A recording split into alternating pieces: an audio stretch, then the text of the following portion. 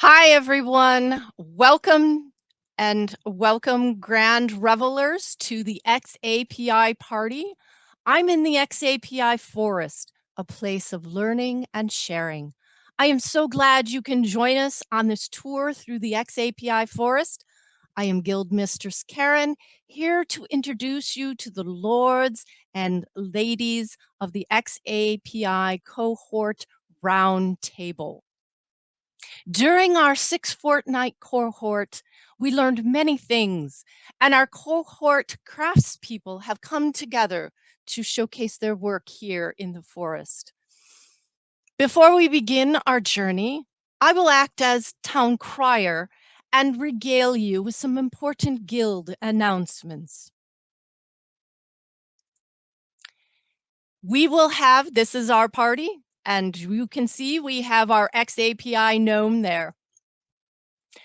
We are set to have another xAPI cohort beginning February 1st, 2024. So please, it has, please join us for that. We are looking for craftspeople to join our spring cohort and share their knowledge on xAPI. Please consider joining our band of merry presenters as we once again embark on a 6 fortnight cohort beginning the 1st of February. Make sure you click the link there and submit a proposal. I will also drop links in chat. The Learning Guild has just released into the town square a research report for your pleasure. Download your free copy now for a comprehensive exploration of the evolving learning analytics industry. If you are not a member of the Learning Guild, one of the finest guilds in all the realms, please join us and receive a royal access to thousands of live and on-demand learning resources, all designed to help you take your professional development further. And that brings us to our journey through the xAPI forest. We have a number of presenters for you. First up on our program, testing the state of CMI5 creation and playback solutions. As we journey through the xAPI forest, we need some guidance to ensure our journey will have the results we need. Lady Ghislaine Burke, Lady Aditi Sharma, and Lord Martin Koob have spent the cohort time conducting research and tests to determine what is the difference between CMI5 and xAPI output. Knowing what to expect from the tools and statements you use is paramount to completing the journey through the xAPI forest. And with that, I'm going to bring on to our stage here our Lady Aditi Sharma and Lady Ghislaine Bourque. Ladies, when you are ready, I do not see Lord Martin with us. So please begin, ladies. Yeah, okay, I'll start with sharing my screen. Okay, so everyone sees the slides. Okay, so we were three in this CMI5 project, myself, Martin, and Aditi.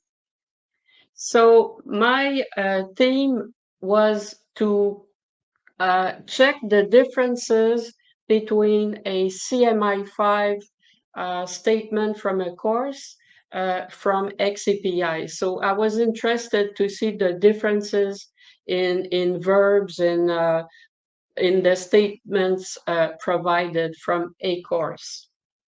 So I have used LearnDash, GrandBlade, and Veracity. So my first setup was to create a course in 2 lessons from Storyline 360.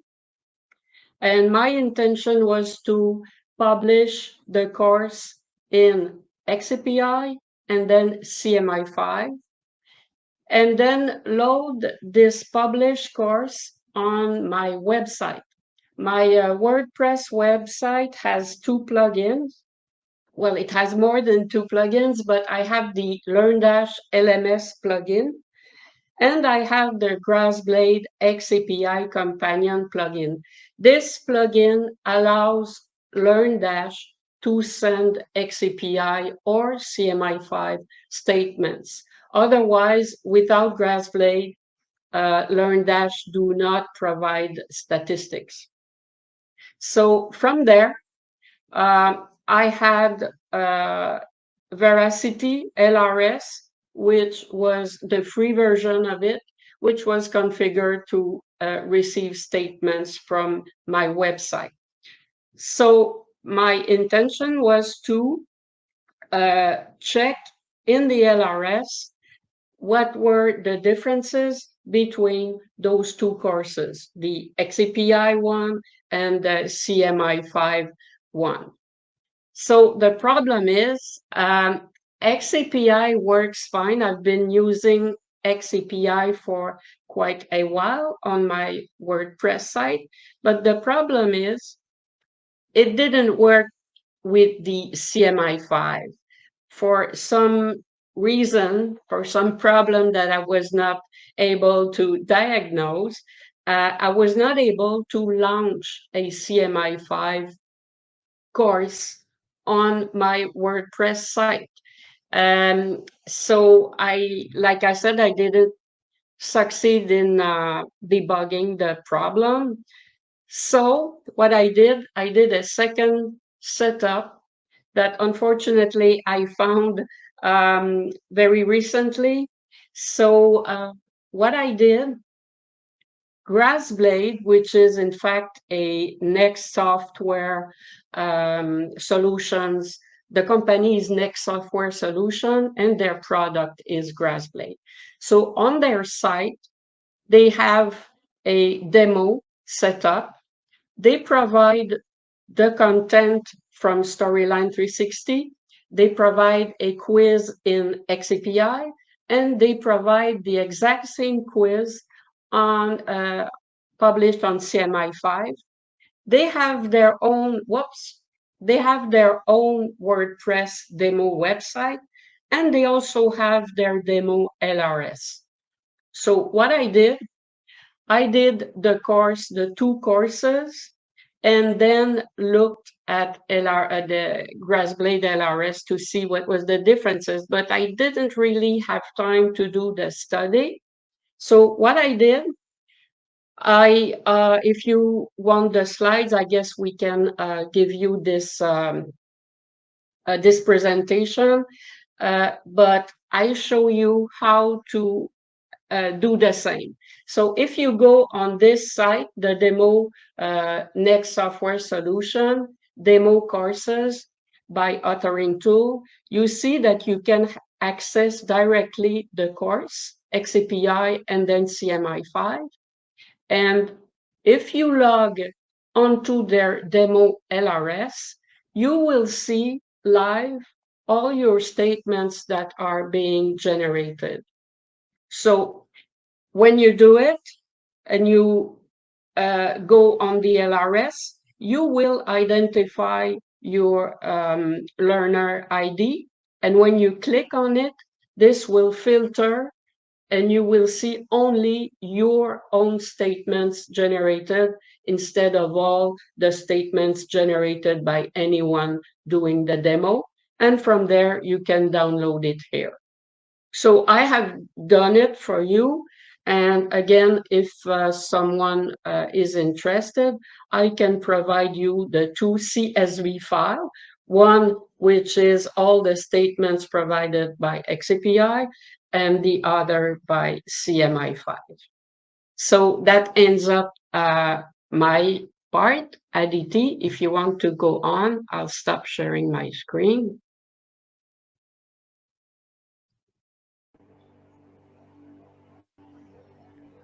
Hello everyone, my name is Aditi Sharma and and I'm a Masters of Education student, and I'm in team with ma'am and Martin sir. So I will show you what I've done.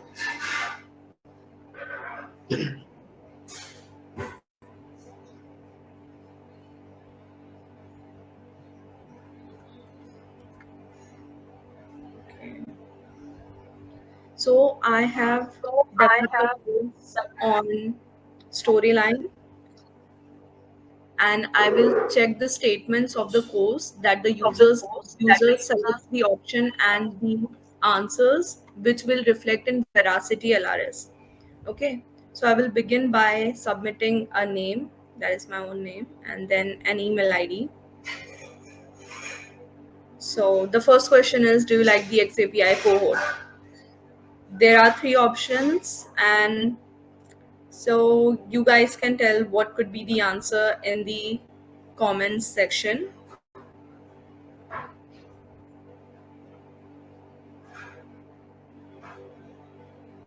Well, I will definitely go with it's the Beyonce of cohorts, because who doesn't like Beyonce, right? So I've selected the third option. Now the second question is, how often should the xAPI cohort should conduct their meeting? Like as often as a teenager checks their phone, or as often as we rewatch our TV shows, or like we need to have coffee every single day. So I think xAPI cohort will work best like a coffee, like our daily coffee. So I'll select the third option. So now the result is I failed, unfortunately. So now the last part of this course is, do I like the xAPI cohort? Like I would say definitely yes. It's a big yes. And I'll submit it. Okay. Now the course is completed. Now we will check the statements the user selected in the veracity LRS. Okay. So I'll switch the screen.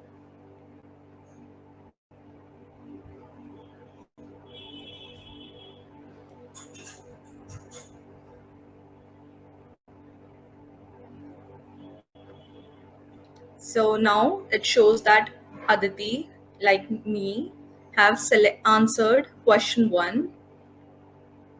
Okay, let me just refresh this page.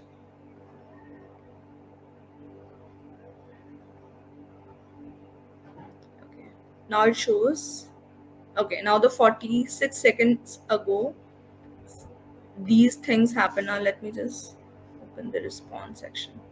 So it shows that what user have written in the response sections area. It shows the time, like how much time ago that they have selected the options. Like it shows the details of the user. It shows that, okay, someone named Aditi, whose mail ID is aditi@gmail.com, uh, started using this course, and it shows that I have answered the question, which option did I select, what did I go with, and yeah, this was all of it. This is what I did with my course. I developed the course on storyline, and then I checked the statements on the veracity LRS. So I hope you guys understood the gist of it. So I'll just stop sharing, and Martin sir will took over. All right, Martin. Oh, there's his PowerPoint. Sorry. Yeah. There we go. Now I've got my video on. Sorry about that. Okay. So another approach that we took to testing that I did was using Catapult, which is something that was created by Rusticy Software, and that was funded by ADL. Martin, And you're not seeing the screen. I'm sorry. or you can't see it? Okay. No. Okay. Now, okay. Anyways, I'll go with that then.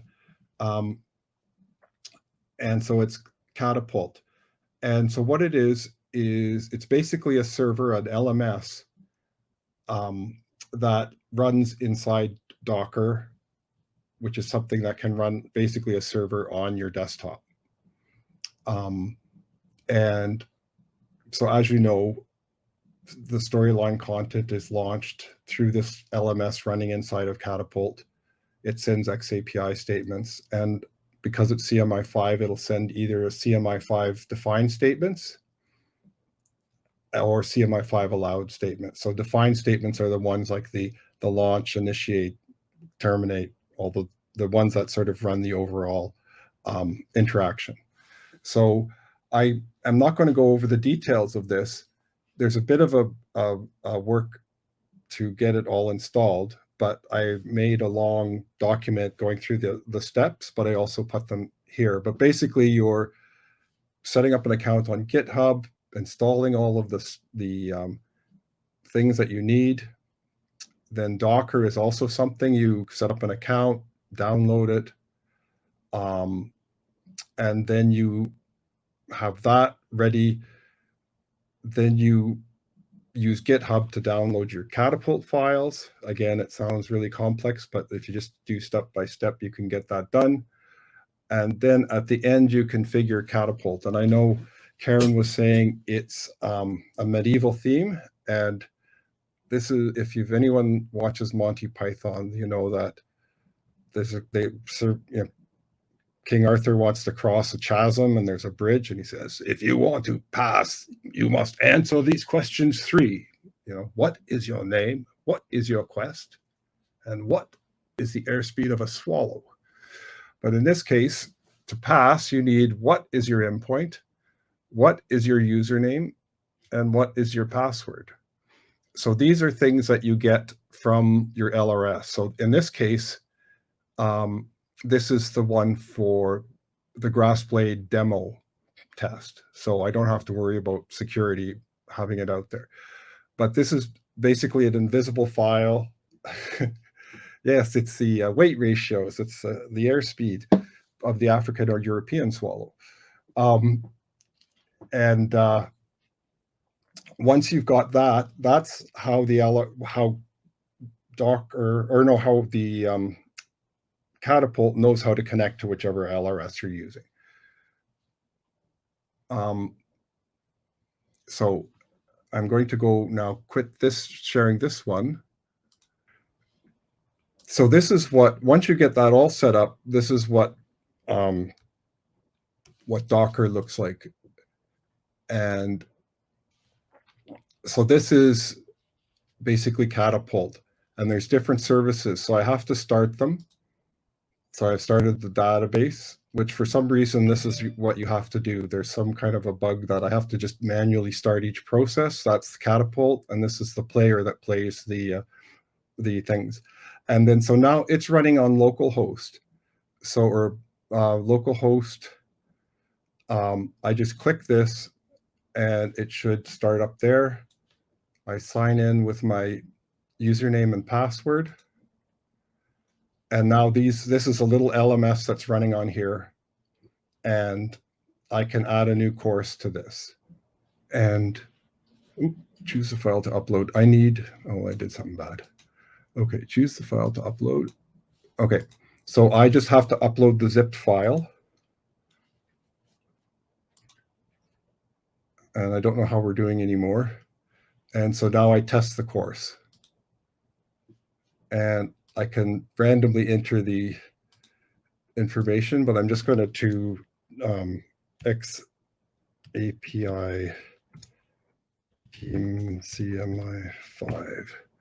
Just give an actor name so we can follow this when we see the statements, and we continue. So now it's loaded that course up, and then I can launch it.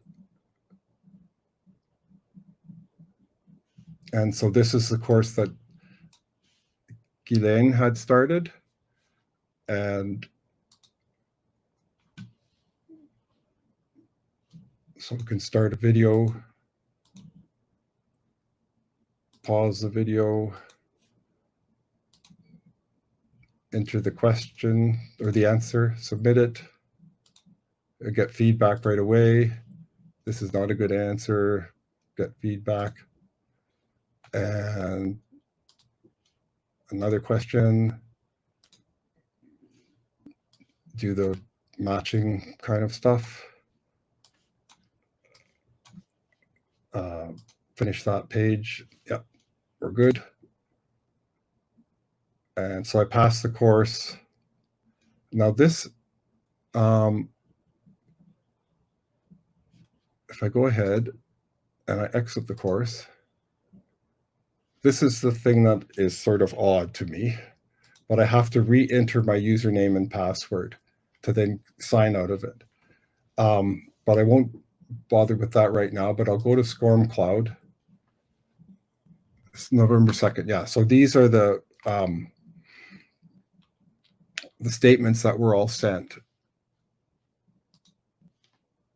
And someone tell me if I'm over time, because I've just so I just want to show some of the CMI5 defined statements. So launched, initialized, things that are not defined or not CMI5 allowed are things like experienced, left, those kinds of things. But then terminated is another CMI5 defined.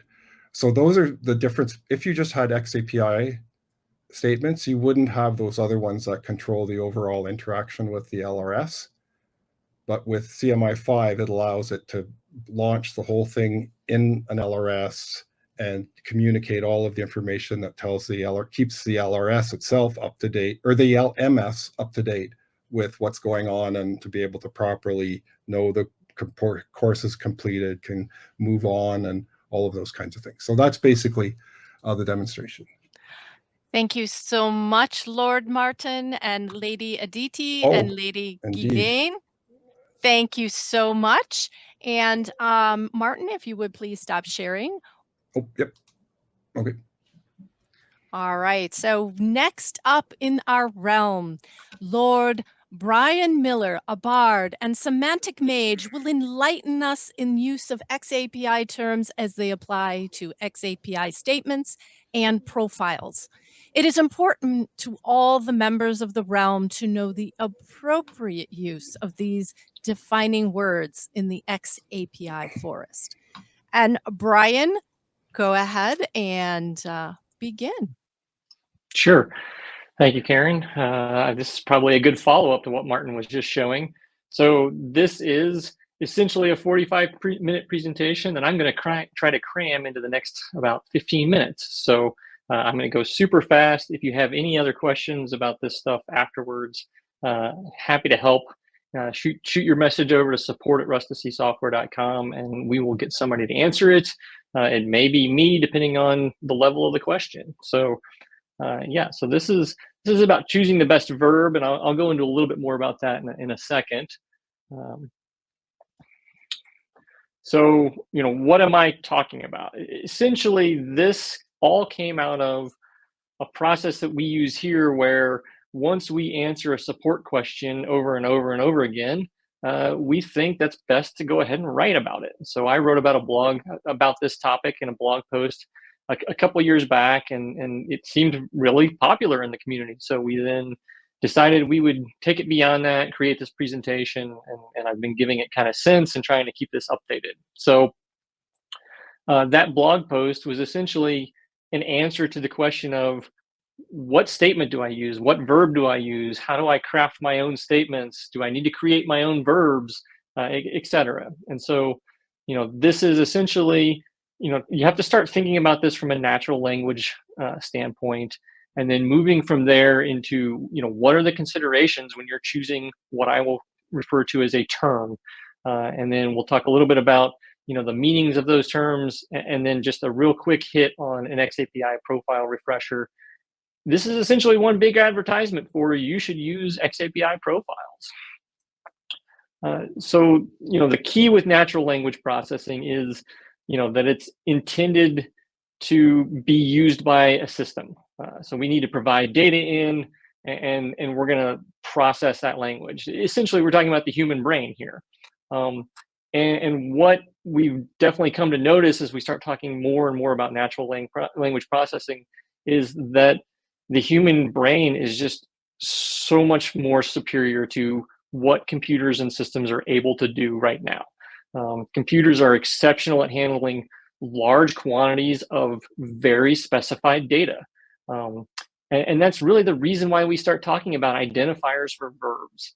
And even though natural language processing systems have become more advanced, in my opinion, they're still far behind even what a toddler is capable of understanding. Since giving this talk the first couple of times, the whole AI world has exploded, has made major leaps forward in the last couple of years.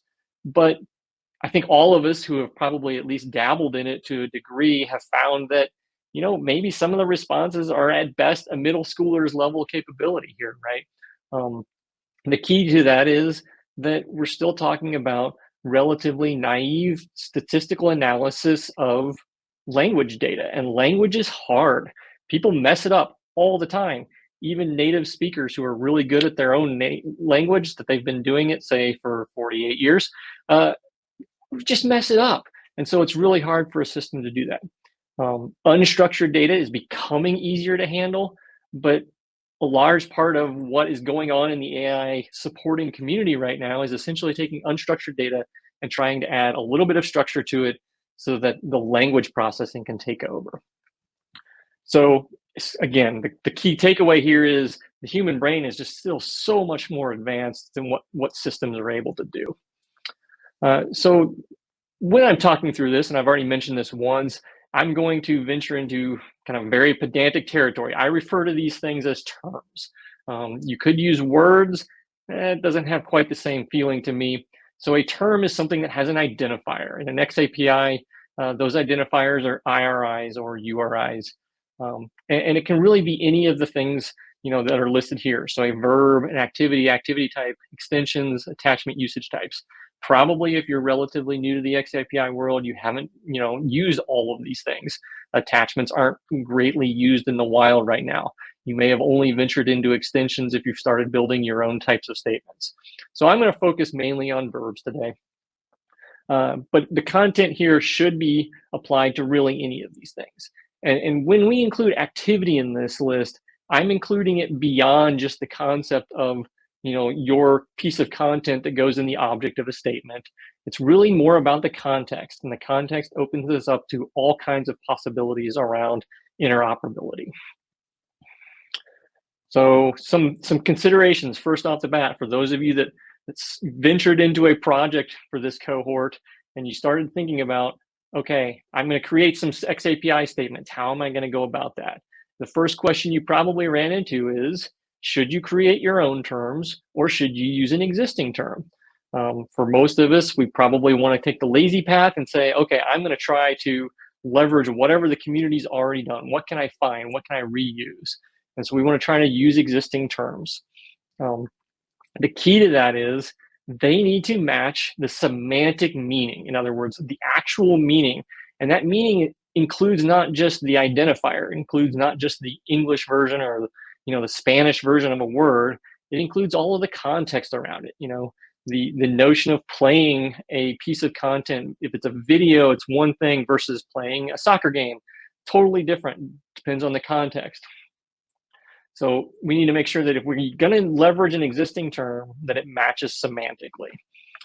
When we create our own terms, there's a few key things here, but one of the big points that's in the xAPI specification is that you really need to have quote unquote ownership, or at least permission for coining a term. So in other words, an IRI usually starts with a domain name. So if I want to create a term for my work purposes, usually I'm going to put that under the rustacysoftware.com namespace. And that's because my company has given me permission to create terms there. I shouldn't create, google.com/something, because I don't work for Google. I don't own Google, etc. So I don't have permission necessarily to create in that namespace. So that's one of the big things. One other thing to consider here is versioning. What's going to happen when you want to change your term slightly or change the meaning of it? You need to think through the concept of what's going to happen 10 years down the road when somebody is using a new version of these types of terms. So let's talk about an example real quick. So, the verb uploaded, that's an English word. There's no identifier here, and it's not really found in any of the ADL profiles. So that's an existing verb that you might immediately understand, oh, I uploaded a file, right? Existing related verbs are imported and added. The difference here is uploaded means something different than imported. It means something different than added, depending on the context. So, some examples, you could import an electronic photo into a digital photo album on another system. The key to watch out here for is, what is the information you care about capturing there? Does import mean to add it to an album? Does import mean to actually transfer the file? When I think of uploaded, I think of the data is actually going over the network. It's going from one computer to another. When I think about importing, it might be that that photo is already there. It might be that I'm bringing it in from another system and copying it directly without going over a network. So those can have different types of meanings depending on the context. The other interesting thing about the concept of import is we could be talking about container ships. So maybe we're talking about a big giant container ship offloading containers at a port of entry, right? And you wouldn't really think of uploading a container from a container ship. And another good example here, and this is one that really prompted the blog post. I talked to a number of people and they say, I want to capture with a statement every time a user clicks. The problem here is this isn't really a good practice, because the act of clicking a button on a mouse-like device, and I'm being very pedantic here because even mouse-like is problematic, but clicking on a mouse-like device isn't the correct expression. You're not interested in someone clicking unless maybe you work for a mouse manufacturer. Things to think about. What if the user is navigating with a keyboard? What if they're using a touch device? There's not even a mouse on an iPad, right? Maybe they're using voice command software. So are they still clicking, even though they're saying, computer, advance to the next slide? No, what you're actually interested in capturing is what the thing is that the user is doing, not how they're doing it, not what the mechanism is. So instead of that, you could use something like opening or visiting a link or advancing to the next slide rather than clicking a button. So the key takeaway here is, verb definition and verb meaning are specific to the use case. You have to know the context. It's not just good enough to know that a verb ID is similar because the English translation or the Spanish translation, the Chinese translation is close, right? We have to know that the verb ID or the term ID is specific to that place, that usage in xAPI, in an xAPI profile. So settling for an existing verb rather than creating a new one can cause ramifications down the road. If you import statements into a system that understands a certain set of terms, if it understands that term differently than from one system to another, then you're probably going to get bad output. On the flip side, using an existing verb can be very appropriate, can be very beneficial. So one of the big takeaways here is, if you have another system down the line and you import statements into it, say from 2 years ago, it may already understand those terms. It may already understand the definitions used and the context that term should be used in. And so that means you're getting a lot of pre-existing system analysis without having to teach that system, hey, this is a new term, this is what it means, this is the context you should see it in, etc. So that's the benefit of reusing a term. And that is essentially what we're talking about with semantic interoperability. All of us can create statements. We can pick an actor, we can pick a verb, we can put some objects, maybe some context in there.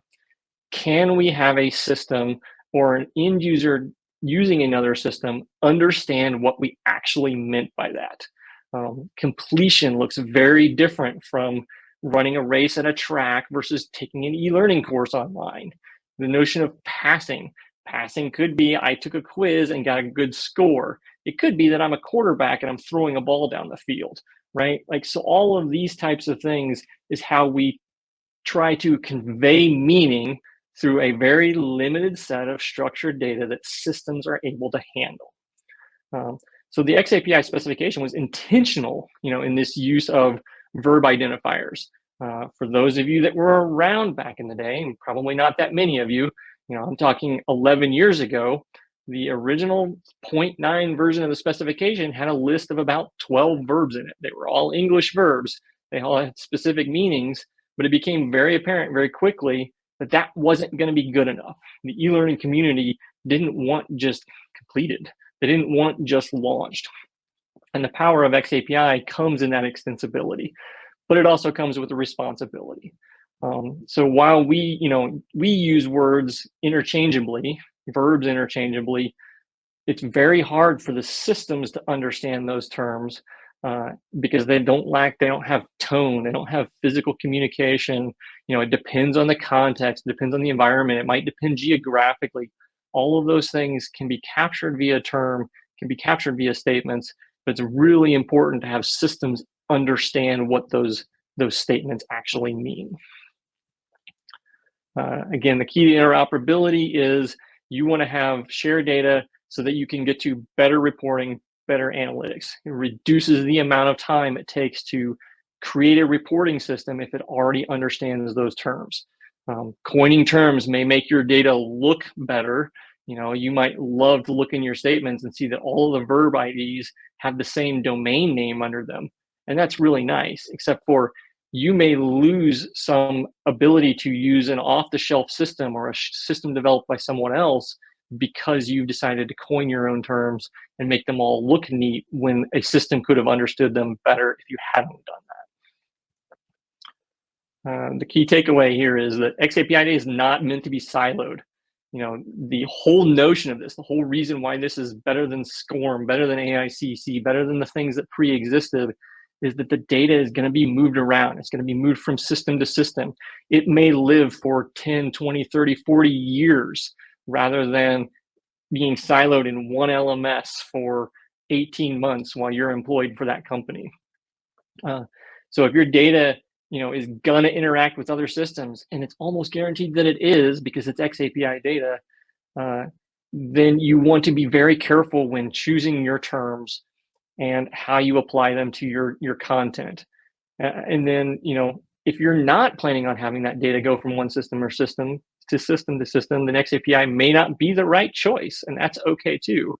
But I think what we've seen in the industry is that most people are moving in that direction of, I want my data to go from system to system.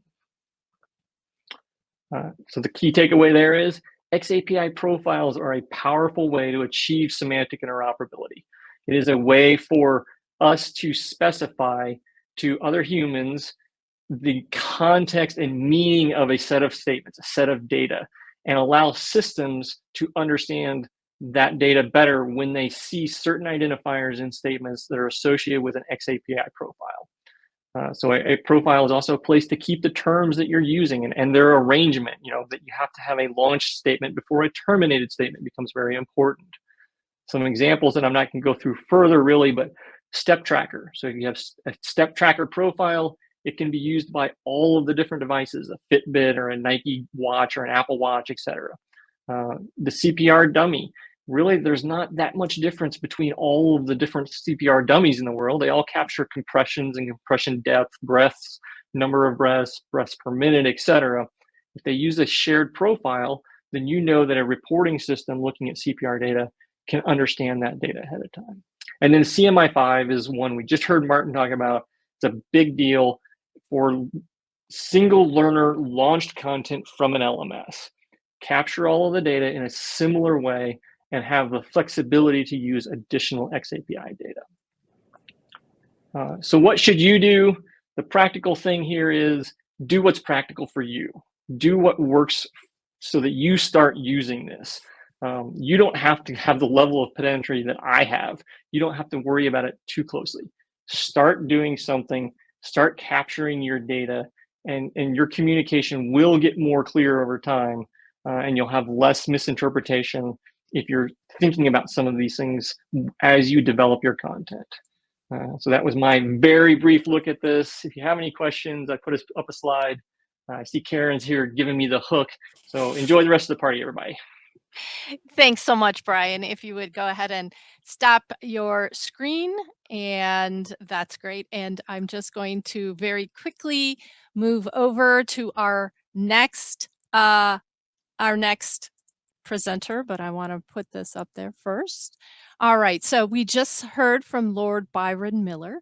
And next up, we have two ladies who I will bring on stage.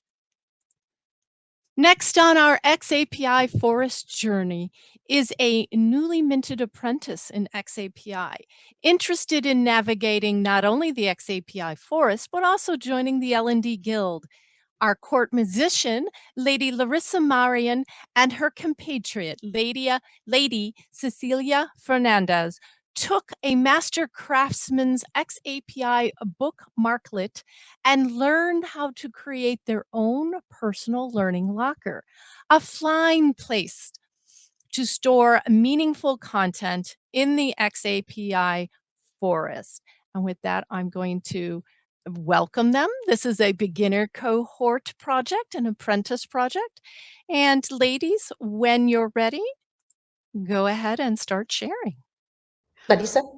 All right. Yes. Yeah. So, hello, everybody. So, we are Cecilia and Larissa, and we're representing the beginner cohort. So, our team has introduced xAPI into our practice by using the xAPI bookmarklet, which allows users to create personal learning lockers by recording visited web pages to an LRS. So, to do this, we installed the free Veracity LRS and the xAPI bookmarklet on our browsers. And over the past few weeks of the cohort, we experimented with what the bookmarklet can do and what it cannot.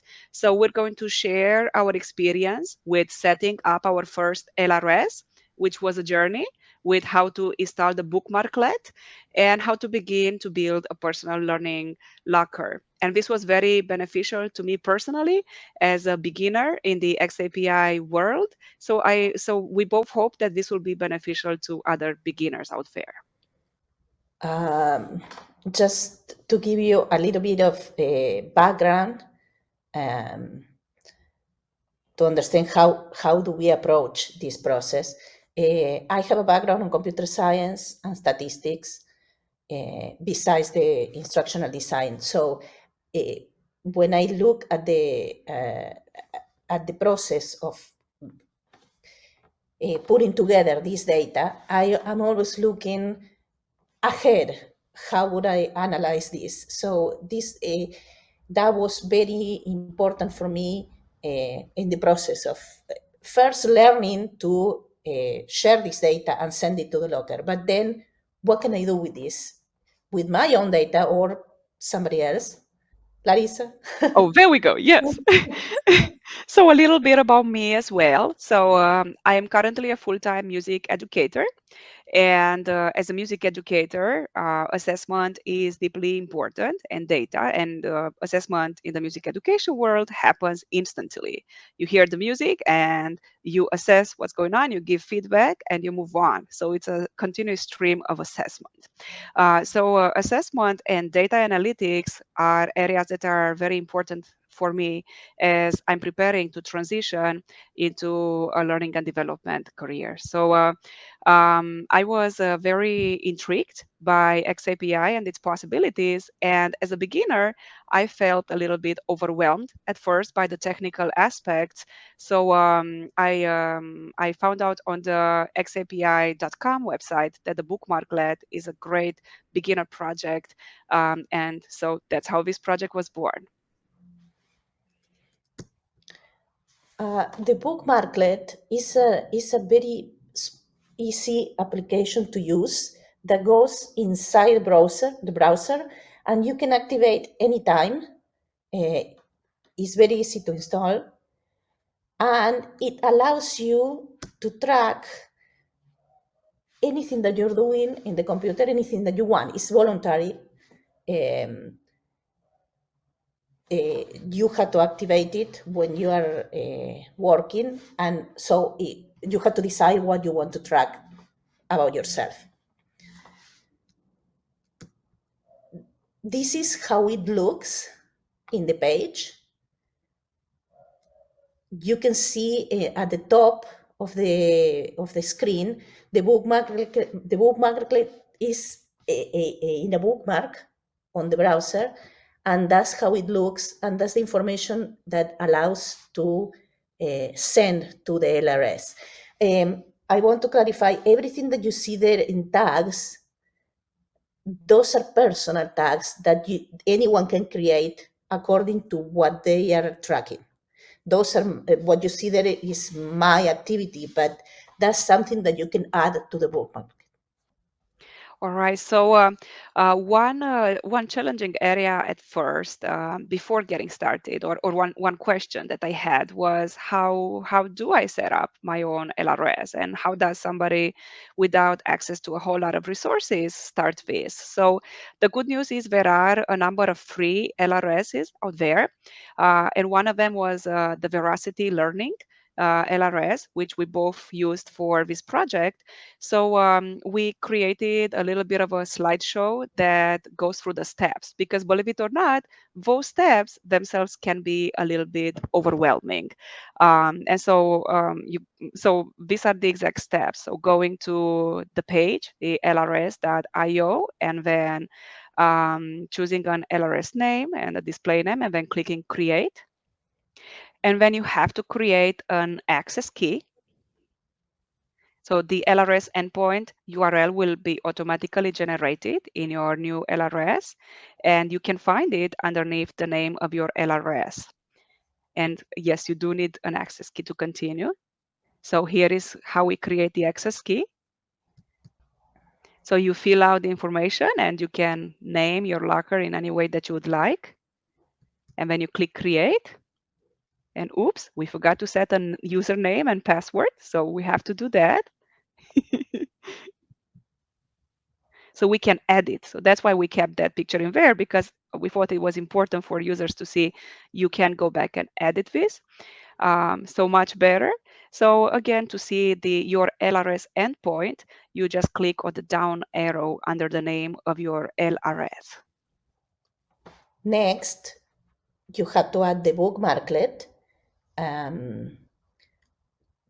To be able to do that, you need all the information you just created on an LRS, because that's what you need. You need to put the endpoint, the LRS username. When you click on the link on the bottom, generate bookmarklet, you see the XPI reporter link. After that, there are many ways. You can just click on that link and add it to your bookmarks, or you can drag it and drop it.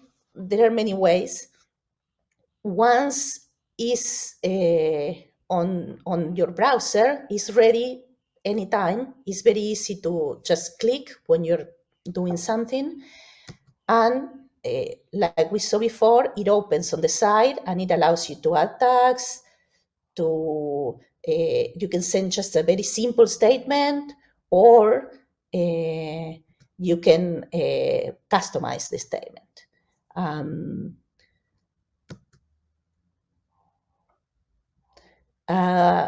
There is some information there. It says rating.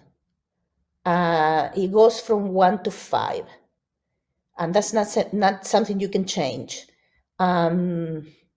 I didn't use it too much. All the other options, I use them, but that rating, I'm not sure what would I do with that?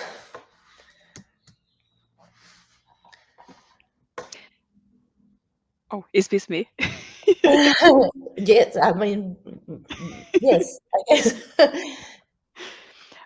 Okay, so we've tracked, we were successful in tracking a couple of websites with the bookmarklet, and it's important to specify websites. So the bookmarklet does not currently work on mobile, it does not work with documents or anything like that, but it can track certain websites. So we had success with webinars and live and recorded, with articles, with cohort sessions, instructional videos, and you can see here here a couple of providers that we were able to access.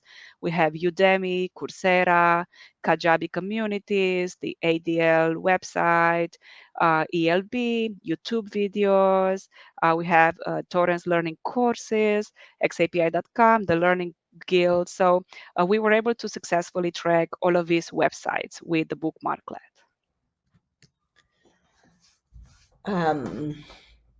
These are some examples of websites where we couldn't use the bookmarklet. It won't open.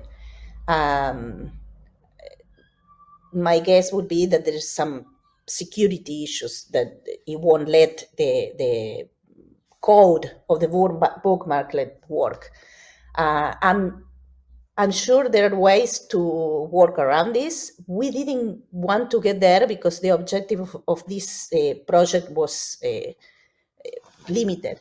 But these are some of the problems are the bookmarklet won't open at all, or in some cases it opens and it just put generic information. You are in Zoom, but it won't take the name of the conference or the webinar that you're doing, and there is no way to the bookmarklet won't get that information for you.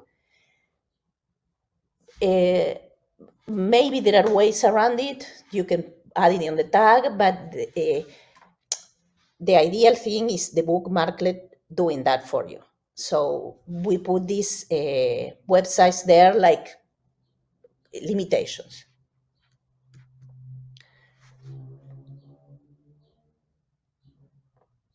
But even with the limitations that we had, we were able to generate a lot of data, personal data, and this is how it looks once it's done.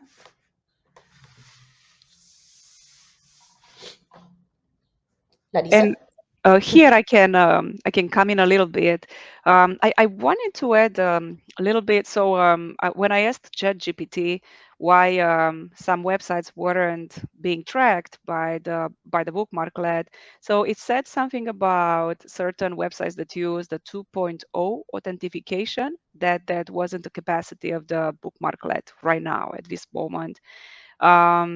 So for the data statements, so this is a snapshot of what my personal locker looks like.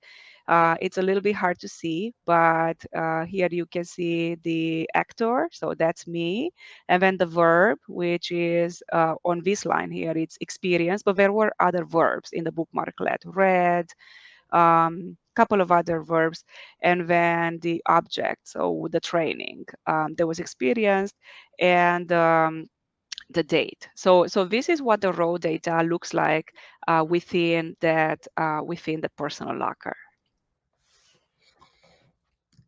My personal locker looks a bit different because when I started with the raw data, I realized that I was missing some information that I really wanted to know.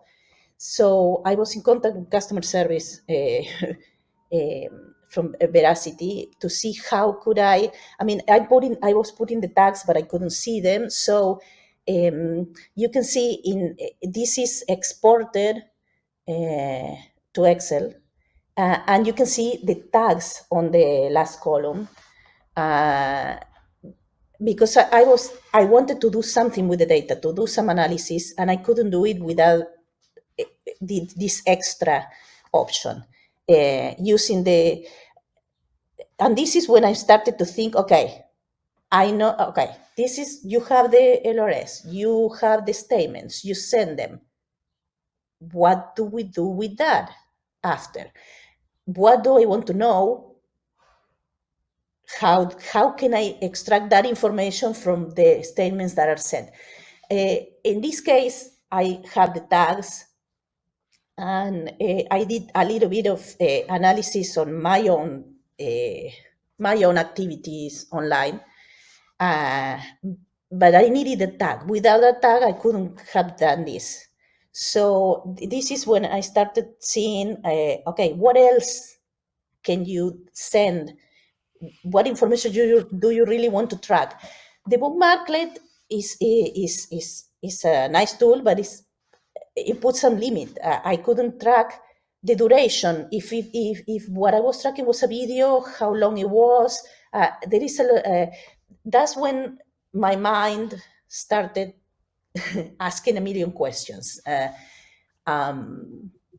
Welcome to my brain. Yeah, I think in branching scenarios. So that's from this point on, the project became a lot bigger for me. Where am I going from here? Ladies, that was wonderful. I don't know if you see the comment from Megan Torrance, our xAPI mistress guru. She says, I love this conclusion. Often once we get basic data captured, we then realize all the other questions we have. Well done. So, and indeed, well done, ladies. Thank you so much. And if you would stop sharing, please. Okay. We appreciate you putting this together. And these are our apprentices. So these were our beginners. I know I had a conversation with Larissa, and she has just been introduced to xAPI this past summer. So she's come very far, and we appreciate that. I don't know about Cecilia's expertise, but I know she was also in the, excuse me, in the beginner cohort. So that's absolutely wonderful. All right, so now we have our next presenter, which I will bring on stage. And as soon as I get this up, there we go. So we have Ismail Nava. The xAPI forest can be a treacherous place full of trolls, demons, and dragons and evil wizards, which is what Lord Ismail discovered when he was transported through an AI portal. Upon arrival, he found a knight, which was in the form of a medieval chicken that protected an egg laced in code. Together, our brave techno wizard was able to navigate through AI land with his knight and code laced egg to track objects that all across the land he had been trying to find. So come along and join them on this journey. So yes, using AI to build xAPI login capture. Let's go ahead and move on. So the background, I've been working behind the cohort for the last 4 years, in and out, right? Spring, fall, maybe been too busy, haven't been busy enough, I guess you could say, all over these last 4 years. But I, just want to let you all know that I'm a lurker, right? And I've been in the background for that time period. In 2019, I received my Agile Project Management certification from the Learning Guild, Megan Torrance. And that's where I heard about the xAPI cohort. And then I joined, the next spring after that. And I was part of the initial xAPI accelerator class back in 2022. So last year from the Learning Guild and Jeff Batts. So part of that initial certification course, really great, really time constrained. Just, in my daily, I guess you could say job, business, right? Toddler, teenagers, 2 dogs, what have you. So that's why I believe, I had AI help me a lot with this. And as you'll see, a lot of what I generated came from AI.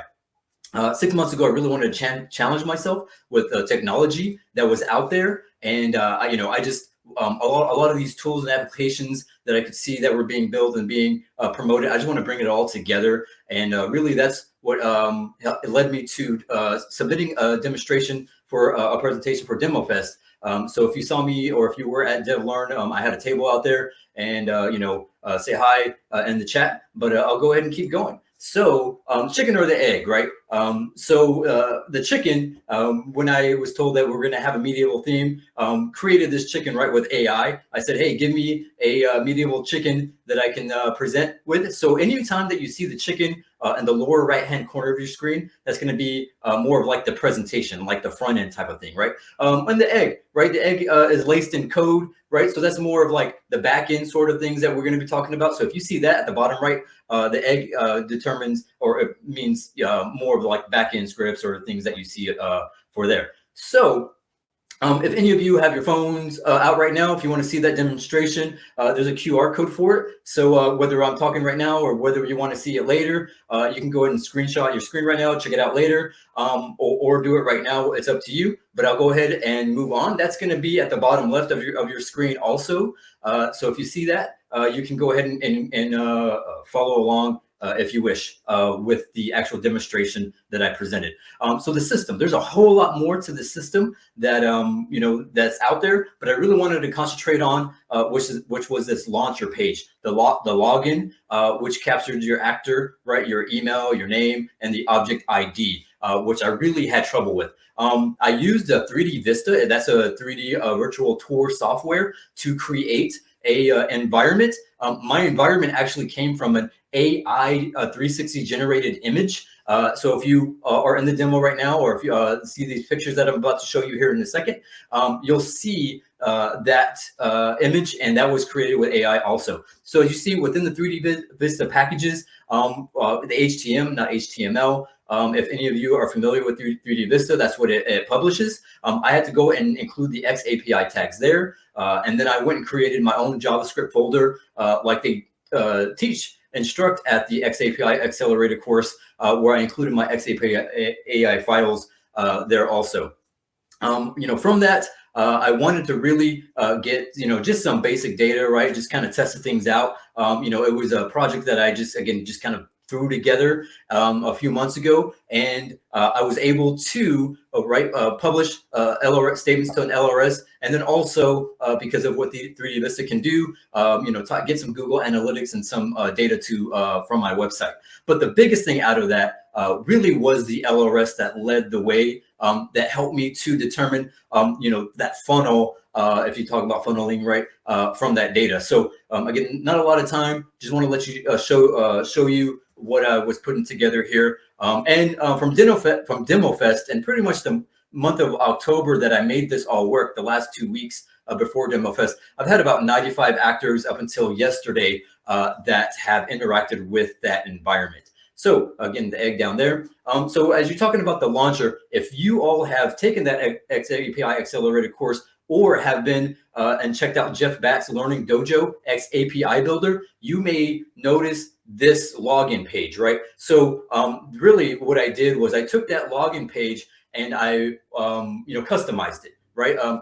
Within his Udemy courses, or the courses that he has, on his templates, that templates that you use, it says, hey, you just got to go figure out how to do it. So really that's what I was doing, and what I use AI to do also. So again, the chicken down there, right, helping me present. So what I just talked about was that template. Here is Jeff Batt's template from the xAPI Builder, right? And as you see here on the screen is the scripting, right? And we'll get back into this in a few slides from now, but just letting you know, had to go and customize that. But my background is that I do not have any, right, any, I guess you could say, coding experience up until maybe about a month ago when I started figuring this out. And on that journey, I mean, CSS, HTML, JavaScript, what have you, all that stuff has become second nature. So trust me, believe me that you can do it too, right? All right, so let's move on. Okay, so 3D Vista, as you can see here, if you have not, or you did not scan that QR code to actually see the real life demo, here is a snip of it, right? This is one of the scenes within the 360 environment. Within this specific picture here, there is probably about 5 or 6 different interactions that you can have. We actually tied a Rise 360 course to this environment, right? So as you interact with the environment, it's an escape room. You have to go and find a password to access the Rise 360 course that is, helping to instruct you on how to protect your data, right? So just showing you that's part of the environment if you're not in that demo, or I didn't scan that QR code. What else? All right, cool. So packages, right? If you remember that system I was talking about a little while ago, those packages that I inserted into the 3D Vista package was from the xAPI Builder. So as you see here, here's our project settings, right? We have the statement generator. We also have the published scripts, right, and files that you need to download. So just letting you know that xAPI Accelerator course really helped me out, and then, receiving that information from Jeff back and being able to go back to it on his Learning Dojo website and other courses that are out there, YouTube videos, really was able to help me out get this thing actually to where I needed to be to make that login page work, right? So as you see here, the 3D Vista backend, right? This is where I put those statements into. You can see down about the middle, more towards the right center screen, it says execute JavaScript, and it pulls up this page, as you can see, kind of grayed out, right? And that's where you insert your statements at. So I don't, again, excuse me, going kind of faster, don't have a lot of time, but just showing you that there is a process to be able to, have xAPI work within this program, which in a lot of forums, right, and a lot of conversations, whether it was Reddit, Facebook, what have you, Twitter, just finding a lot of people having trouble trying to do this. So I really, like I told you, wanted to challenge myself and try to figure this out. All right, so we move on, doing pretty good on time. All right, so the launcher. So launcher was the biggest problem I had out of this, right? And Jeff also states this in his courses, right? That the launcher could probably be the biggest hiccup or barrier to you passing these statements in whatever program it is, whether, like he says, it's Okta, whether it's single sign-on, what have you. You need to have a tech person, or like a system engineer. That, right? Didn't want to spend the money to go have somebody do that for just kind of like a project I was trying to get going. So again, I was like, hey, what can AI do for me? And as you see here, from this script down, this is part of that template he had. Really had to go figure out how to change all this. Again, not a lot of coding background that I have. So what I did was I used an AI assistant to help me. So this is called forefront.ai, and you can go and make your own personal AI assistants, right? If you haven't checked Forefront AI, it uses, ChatGPT, Claude, and a few others that you can choose from. It's I don't want to call it more restrictive, but, it has a free version that you can use. So that's one of the things I use. Everything that I, usually try to show and present is trial version or what have you. But they have these AI assistants. So if you see down here, I have said, well, why can't I use a system engineer? So I use a system engineer, and all about prompting, right, is really, you got to go on this prompting journey. You have to have the, I guess you could say, AI backend, really know what you're trying to do. So I went on this prompting journey. As you can see here, I'm working in 3D Vista program. I have some JavaScript. I need to make the variables work, right? It gave me a lot of information, and really on this prompting journey, I just had to go figure out and test stuff out, right? It says, hey, here's how you can send xAPI statements from 3D Vista to an external LRS.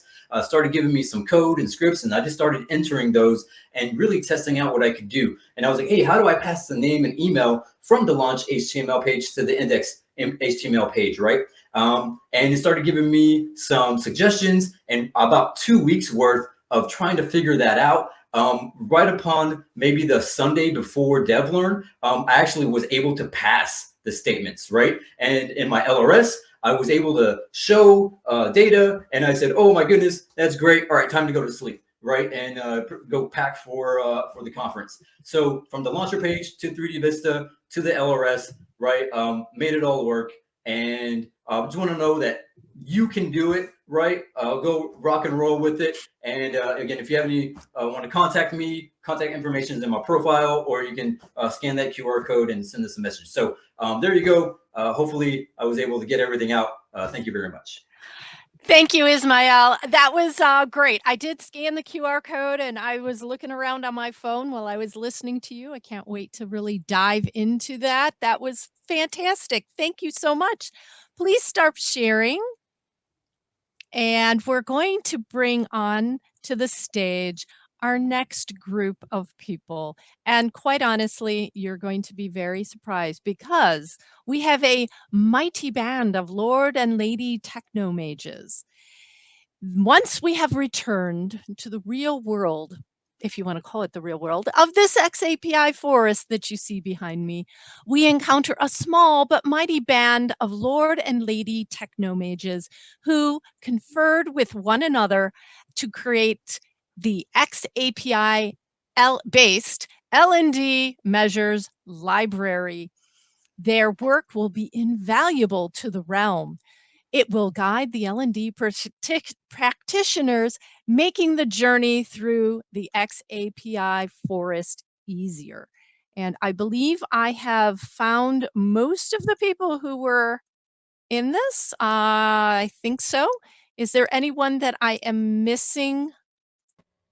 Amy or Jason? I think Zolt was going to join us as well, and I believe the others couldn't make it. Yeah. So I've got Zolt, I've got Amy, and Jason. So, right? We got everybody? All right. So I'm going to stop sharing. And then whomever is going to share, please do so. Yeah, sure. I guess that would be me. So apologies not having time to appropriately dress for the theme. That's okay. It's just fun. We're just having fun. I like the theme. I was kind of jealous seeing the last presentation there. They updated theirs, but let me share my screen here. Yes, the AI generated medieval chicken, I think is going to be my new mascot, quite honestly. Fantastic. So yeah, as I was saying, I presented this last week, the topic of aligning KPIs with xAPI. I'm just going to go through some of these slides. My name's Jason Haig. I'm with Veracity Technology Consultants, and been really focused on this the past few years. And I'll get into some reasons why and just kind of the current state of analytics and adoption.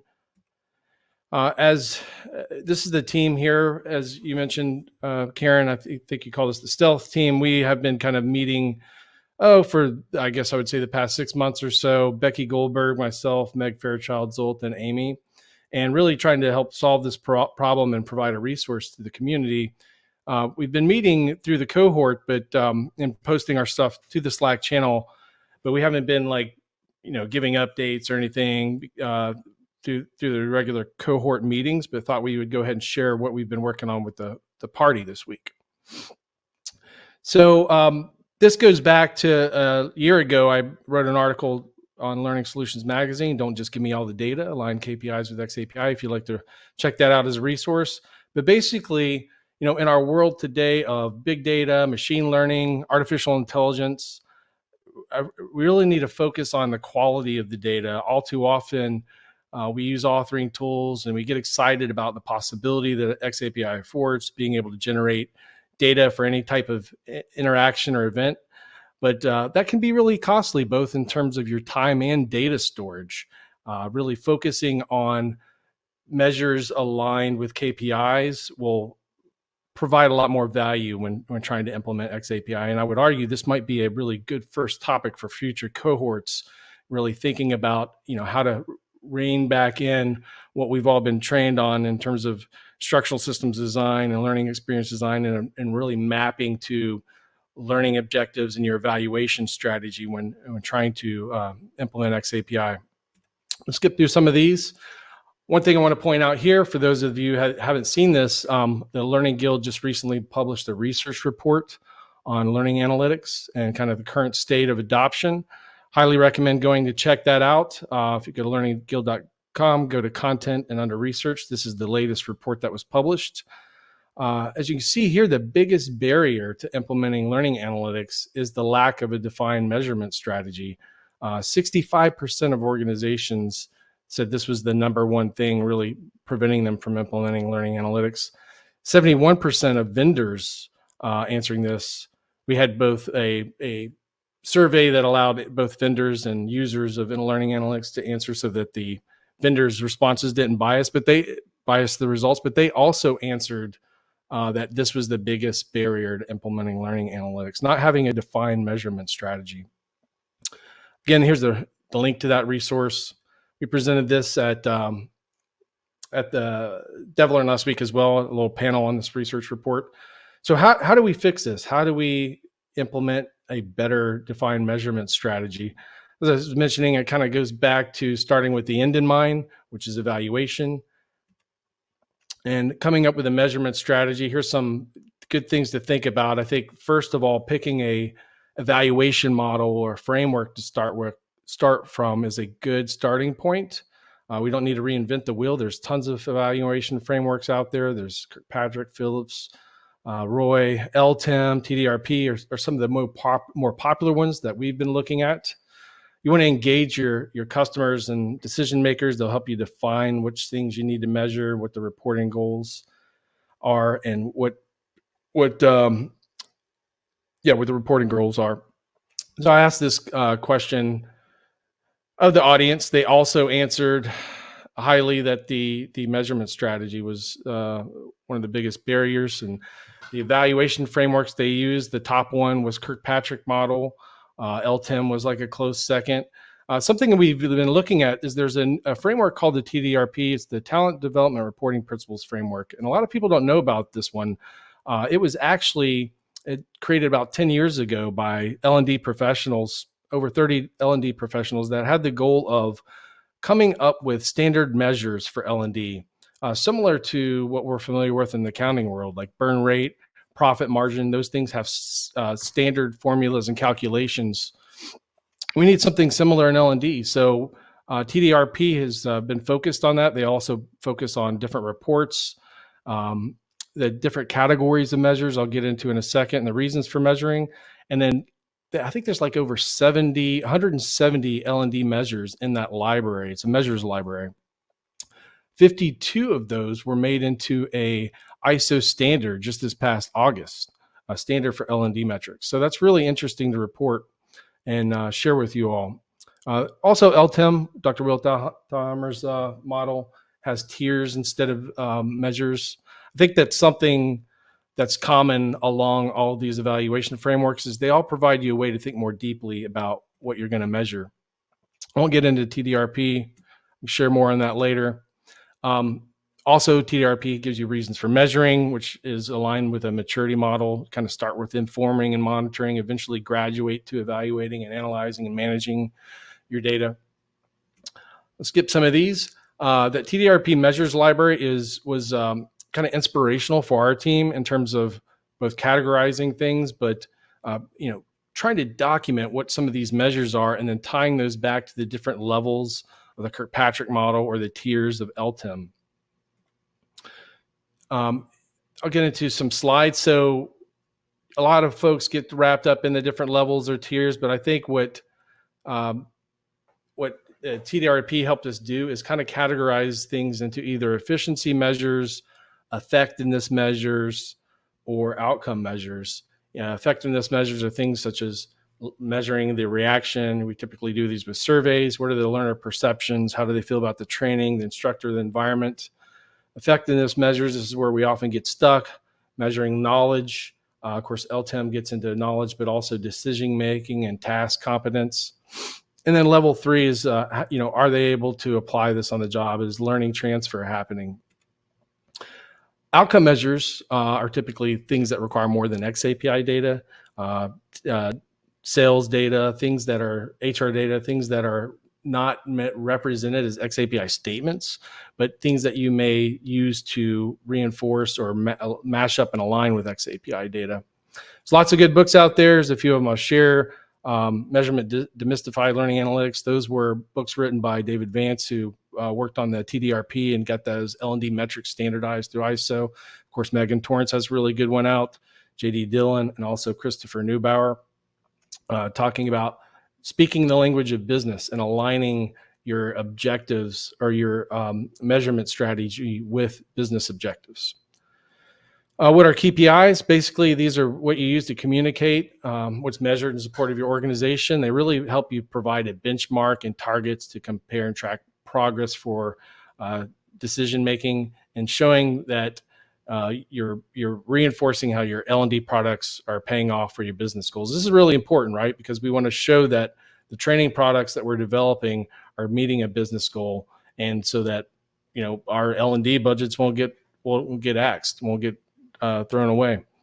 I got a scenario here. I'm going to skip through this, but really is an exercise on aligning KPIs, making them smart, specific, measurable, achievable, relevant, time bound. I've got a scenario where we're talking about, creating these, aligning with some simple cybersecurity content. Of course, we don't have time to go through all this. What I'd really like to share is the resource that this group has been working on. And Amy or Zolt, feel free to chime in here. But we've come up with a template that is intended to help people strategically come up with measures. And this is the template. You come up with the name of the measure, kind of what content it applies to, define the reasons for measuring, which would be represented as KPIs, or what are some questions that you want to answer with the data. This is really, I think, the best first step you can take when implementing xAPI, rather than getting all excited about storing some data in LRS. And that really, the quality and the type of data you're storing is really important. So having a more strategic approach to what you're measuring is key. I mentioned the frameworks that we've been evaluating, the most popular Kirkpatrick model, LTEM and TDRP. So we've got a way to define which ones those apply to. What are the possible users of these analytics? Those are important to define here, as they'll be the consumers of the data or the reports later on. And then more critically, what is this xAPI data, from the data model that maps to that measure? And we define some kind of recipes here for those measures. I have a sample one here for cybersecurity, which is like total time spent in activities. We got some real simple ones to start with. We have efficiency measures and effectiveness measures that we may all be familiar with. They're a good starting point. And that's really what this resource is intended to be, is to provide a starting point for folks. So in addition to the statement requirements, we have some sample pseudo queries, which is, how would I query this data once it was stored in a database or in an LRS? Since different LRSs may have different database technologies, we have something that's kind of a general query rather than a specific, that is specific to a certain technology like SQL or Mongo or what have you. So what we've done is, kind of with the inspiration of TDRP, we've defined a xAPI-based L&D measures library. So there's efficiency measures, which are things such as how long or how much people are spending inside of content. And then effectiveness measures, which really get at the quality of the content, or towards the larger quality measures of the program. So this is a screenshot of some of the measures in the library. Again, this is there's lots of different efficiency ones that we've defined. We've all been familiar with number of completions and scores. That's typically what we see in LMSs, right, over the years. And in fact, that was the top type of measure reported in the Guild's report I shared earlier. And most people are still just doing SCORM and LMS. xAPI and LRS is gaining a lot of traction, and you can measure a lot more than just your typical efficiency types of measures. Effectiveness, there's some example ones here. And I have some dashboards. I'm not going to get into showing all those, but in addition to defining each of these measures, we have some visual dashboards to go along with it, so you can actually see what that would look like if you track these measures using xAPI. Let's see. I think I'll stop there, and that was kind of flew through that. I know we only have like 15 minutes here, but that is the resource. Let me see if I can also share the actual library itself. And while I'm doing that, Zolt or Amy, would you like to chime in? No, I think you hit everything really, really well, Jason. It's been an ongoing project. It's one that's been near and dear to, I think, all of our hearts in terms of being able. We've all been working through xAPI and trying to implement it in a lot of different ways in our own spaces. And this was a way that we were able to put all of our collective experience together and hopefully help everyone else benefit from that as a starting point to move up that ladder into some more sophisticated and interesting and effective measures. And as I put in the note, this was my contribution to the medieval theme, but as I put in a note, you have to start somewhere. And I think we have sometimes this scale problem that we either do the perfect thing or nothing. And so if we don't have ROI, we can't prove that we made a difference, then we're not measuring anything or not trying anything. And I always say that this is almost like a language you need to start learning and practicing and using, because you're not just watching videos and learning a language and go somewhere to use it. So daily, start using the basic things, the very simple things, create data stories and see if you can make a difference with your stakeholders, SMEs, and then build from there. So basically iterate, iterate, iterate. Yeah, that's a great point. As Zolt mentioned, a lot of these are, pretty common things that we measure in L&D. Assessment pass rate.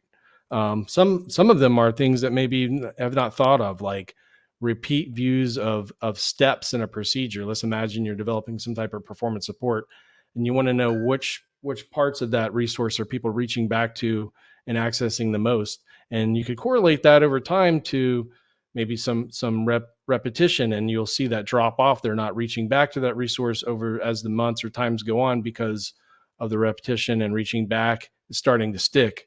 So there's some interesting things you could look at and measure relating to some of the most common types of content, such as performance support courses, but there's a lot of others. Again, this is a starting point to get folks going. And we, for what does the future hold, we expect to maybe develop this out a little bit more, open it up for public comment. Becky on our team suggested, hey, this would be a great web application. So folks could add more measures to it or search and find existing measures. So we're talking to the team at Torrance Learning, maybe the Guild and some others about, what does this look like going forward if we could make this accessible as a resource to the larger community. All right. I have uploaded the document in the resources to the left of the chat there. So that PDF, it does say draft on it. So know that. So you can access that. It will also be in the Slack channel as well. Thank you so much, Jason. That was wonderful. And Zolt and Amy and Becky, and I know I'm forgetting somebody, but the whole TechnoMage group, we want to thank you for doing this for us. And so we have one last presentation for our xAPI Meg. Thank you, Meg Fairchild. Thanks, Amy. We have one last person to join the stage. You've seen her before. She's an apprentice on the xAPI Roundtable. Lady Larissa Marion wants to help the apprentices after her. So she has taken her knowledge and experience and is creating a storyline course to assist the French bunch of apprentices we will see at the spring cohort roundtable. So with that, I am going to put Larissa back on stage. And even though this is not a storyline, an xAPI project, I thought it interesting to note that someone who was, as I had a conversation with Larissa, and introduced to xAPI last summer, has decided and is transitioning into the L&D field, has really taken the bull by the horns, so to speak. So Larissa, when you're ready, go ahead and show us. Definitely. So thank you so much, Karim. So welcome back, everybody. A little bit of background into my xAPI journey. It started not that long ago, just a few months ago, when I took a LinkedIn Learning course, and that course was about SCORM, and it just mentioned the Team Can, Team Can being the next step up. And then over the summer, I attended a Core 4 conference in the DC area, and there was a session on xAPI, and that triggered my interest as well. And I signed up for the full cohort. So I'm going to share my screen here. Okay. To hear you. Go ahead. Okay, wonderful. So, so since the time during the summer, so I learned a couple of things. So I wanted to start with what I learned, because as a beginner, I felt these things were crucial for me to understand. So one of the first things I wanted to know was how to publish a course with xAPI. So I'm just going to showcase that because there may be other beginners that may not know that. So by clicking on publish within Storyline, so that's the course right there. And down, so you have to click this option right here that says LMS LRS, or where to publish to. And down here, you have the option to report to an LMS, which is what I did for this course, to upload it to SCORM Cloud. But you also have the option to report to an external LRS. And what's really cool, you can click on that option down there for tracking. So you can input some manual information, and then for uploading to your own LRS, to an LRS, you can even do so manually here by typing in the LRS endpoint, the key, and so on. So I thought there was important information, and it took me a while. It just wasn't intuitive for me to realize. So I wanted others to know that. And then something else that I wanted to know was once I was in within an LRS or an LMS. So I used two free resources. I used the Veracity LRS, which we've mentioned earlier in the booklet project, and then also the SCORM Cloud, the free version provided by Rustici. So it was wonderful to have this resource. And I just wanted to show you a little bit. This is what the xAPI statements for this course. This is the course, the Storyline course. It's a little demo only currently, but I uploaded it into SCORM Cloud. So this is where the course is, and by clicking on it, you can launch it. And then it has an invitation, a public link invitation that users can access, and then users just need an email address and their name to access the course. And then, of course, the xAPI statements, and this is what they look. Oops, that's another course. I uploaded two courses in here. That was a RISE course, but this is the Storyline course. So I just uploaded this today, and it does show, it does go over each slide that I've experienced, and then it tells us when I left the slide, and it seems that that's pretty much all. Oh, and attempted. So these are the verbs that it's using right now: experienced, left, and attempted. So I just wanted to touch base on this, and then just coming back really quickly to the xAPI bookmarklet. So just really quickly, so there was the bookmarklet and the personal locker and what it looks like. But I wanted to show you really quick what it looks like in the Veracity LRS. So under here, under xAPI data, and then statements. And then if I click on one of these, then, oops, where's the state? Maybe that's not what I wanted to. I'm just going to go to one that I had already pulled out before. This is another one. And so down here, we can see the JSON. Statement. So, and the HTTP path. So we can see what that looks like. So I just wanted to give this preview really quick. And now I'm going to go to my slideshow. Can everybody see the slideshow? So I'm going to assume that's a yes. And I'm going to keep going. So again, my goals this cohort were to learn about the Experience API and LRS and affordable ways to get started. That was very important to me and to where I am right now, because I wanted to jump in right away. And I did want to learn about how can I, at this stage, publish a course using xAPI. So I feel very happy. I feel that I've achieved these goals. And some other things I've learned were setting up a free LMS and LRS through Rustici, SCORM Cloud, and the Veracity LRS, publishing a Storyline course to SCORM Cloud with xAPI, and something important, you have to save that as a .zip file.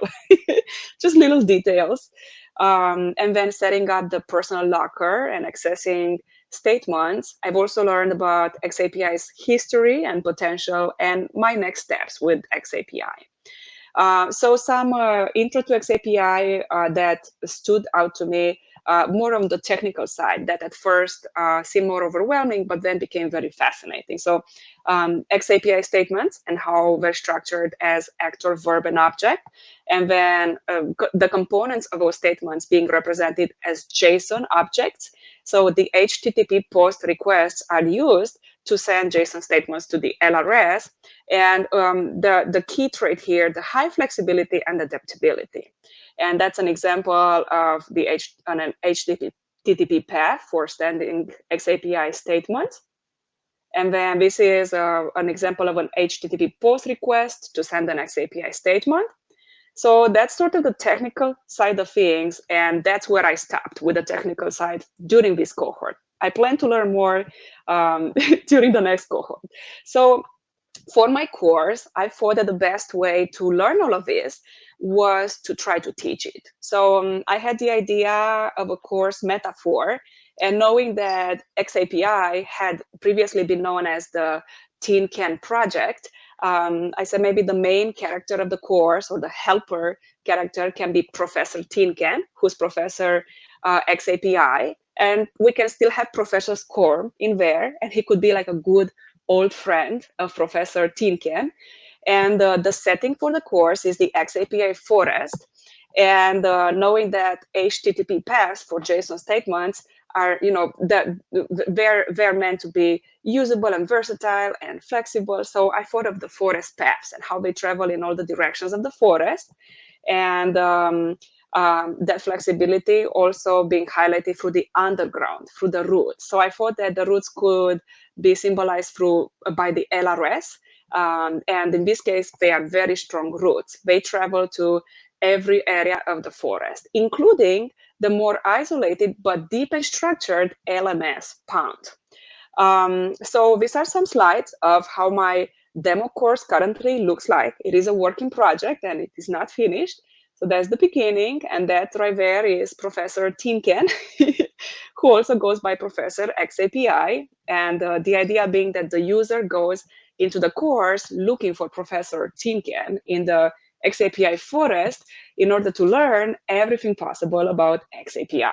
And so here to the left is Professor xAPI also showing up as a helping character with tips. And then I'm working on a slide for the history of xAPI, where the user can hopefully click or hover over. And so it will look, maybe something like this, still working on that. The learning path currently in this demo, it has these 4 areas. What is xAPI benefits, xAPI statements, and what is LRS. And then right here, this purple character, I thought he was very cute. That's Professor Scorm. So he shows up in the story too. And like I said, he's good friends with Professor Tin Can. And then that right here, this is the slide with xAPI and the 3 rings. I thought on the xapi.com website, they talked about the onion metaphor. So the layers of xAPI, how it's the next step up from Scorm, but it can also do all these other things, and the sky is the limit in the future. So I kind of had the idea for a metaphor of 3 rings. So I tried that concept with the 3 rings. And then here is the LMS pond that will appear throughout the course a couple of times. And of course, the roots. LRS is where all xAPI statements are stored. It's the hub for tracking, analyzing, and sharing learning activities and outcomes. So here are some pictures from some of the sources of research. This is from a thesis created by William E. Miller on xAPI. So we can see that LRSs can collaborate with each other, or they can stand alone, or LRSs can function within an LMS, like we see, I guess, with the Scorm Cloud. And then these are some examples of JSON statements and how complex they can get, again, from the same thesis. And a resource that I thought was interesting, by the way, can you still hear me? Hello, can you still hear me?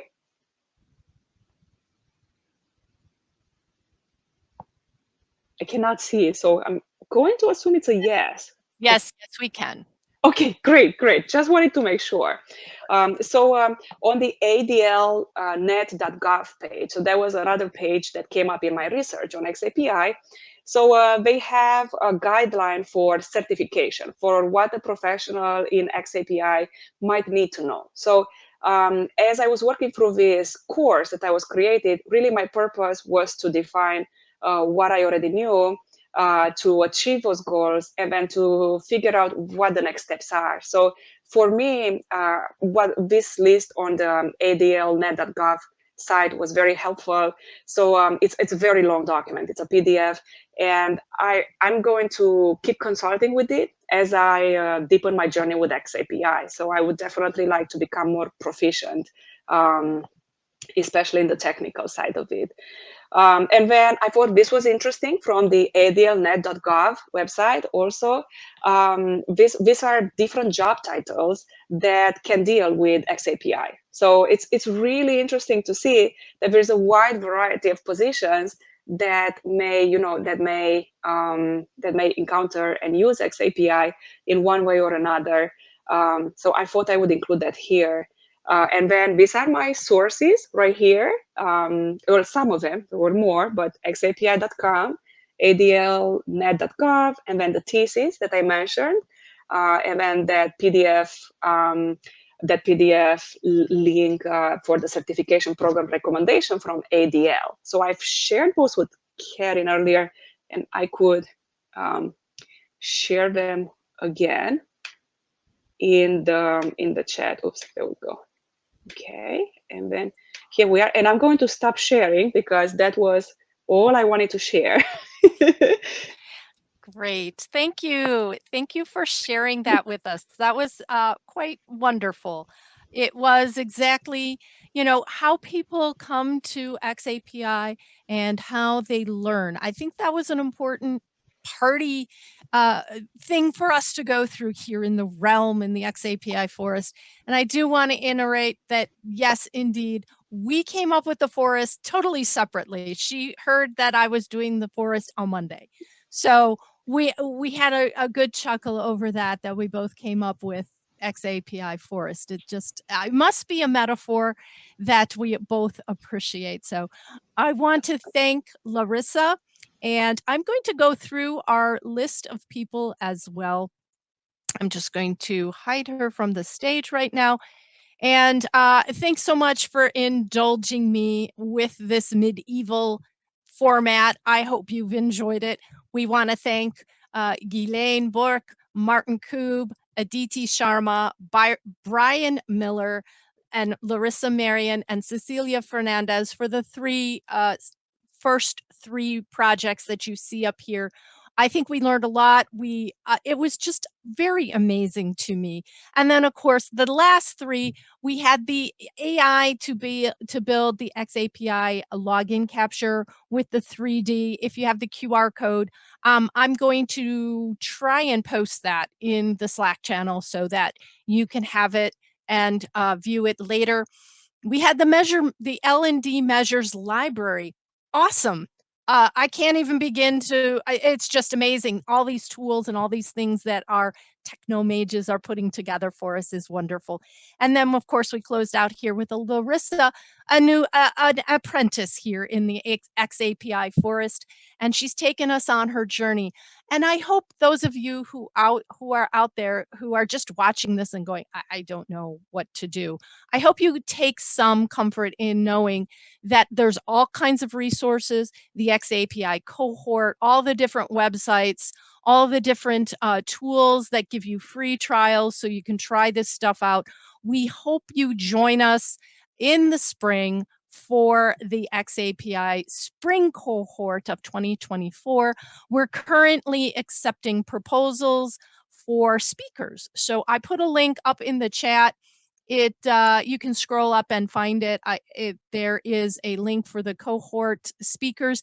If you are interested in speaking for us, please fill that out. Even if you're unsure, even if you are an apprentice or a newbie, please fill it out because we have all different levels within the cohort, and it's always great to have a couple different viewpoints. And with that, I am going to thank you all for spending your time with us today in the xAPI cohort. Please come join us in the next roundtable in the spring. So thanks so much, everybody. I am going to bid you adieu and say good morrow to you, and we will see you at the next cohort. Thanks, everyone.